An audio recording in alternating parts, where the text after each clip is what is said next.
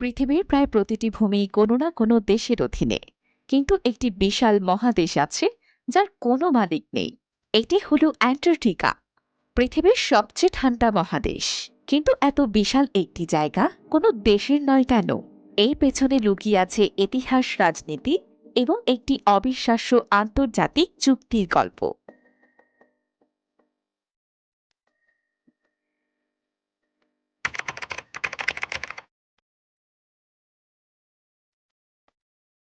বিশ শতকের শুরুতে Britain, Argentina, Chile, Australia, New Zealand, France ও নরওয়ে সহ কয়েকটি দেশ অ্যান্টার্কটিকার বিভিন্ন অংশের ওপর নিজেদের দাবি জানায়। সমস্যা হলো, এসব দাবির অনেকগুলো একে অপরের সঙ্গে মিলে যায়। অর্থাৎ একই জমির ওপর একাধিক দেশ মালিকানা দাবি করছিল। এতে ভবিষ্যতে বড় সংঘাতের আশঙ্কা তৈরি হয়।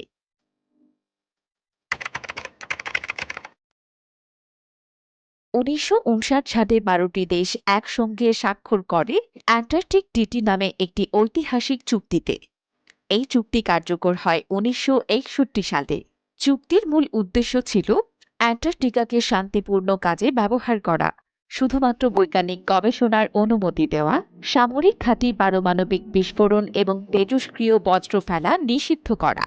সবচেয়ে গুরুত্বপূর্ণ বিষয় হল, কোনো নতুন দেশ সেখানে গিয়ে নিজের পতাকা গেড়ে বলতে পারবে না, এটা এখন আমার।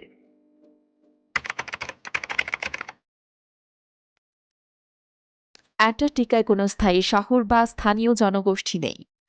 তবে সারা বছর বিভিন্ন দেশের হাজারেরও বেশি বিজ্ঞানী গবেষণা কেন্দ্রগুলোতে কাজ করেন। গ্রীষ্মকালে এই সংখ্যা কয়েক হাজারে পৌঁছে যায়। তারা জলবায়ু পরিবর্তন, বরফ, মহাকাশ এবং পৃথিবীর অতীত নিয়ে গুরুত্বপূর্ণ গবেষণা করেন।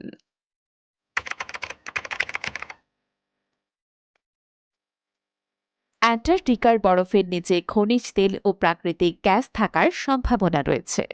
কিন্তু বর্তমান আন্তর্জাতিক চুক্তির কারণে এসব সম্পদ বাণিজ্যিকভাবে উত্তোলন করা নিষিদ্ধ। তবে অনেক বিশেষজ্ঞ মনে করেন, ভবিষ্যতে যদি পৃথিবীতে সম্পদের চাহিদা আরও বেড়ে যায়, তাহলে এই মহাদেশকে ঘিরে বাড়তে পারে নতুন রাজনৈতিক চাপ। তাই অ্যান্টার্কটিকা শুধু বরফের মহাদেশ নয়, এটি এমন একটি জায়গা যেখানে পৃথিবীর দেশগুলো যুদ্ধ নয়, সহযোগিতাকে বেছে নিয়েছে।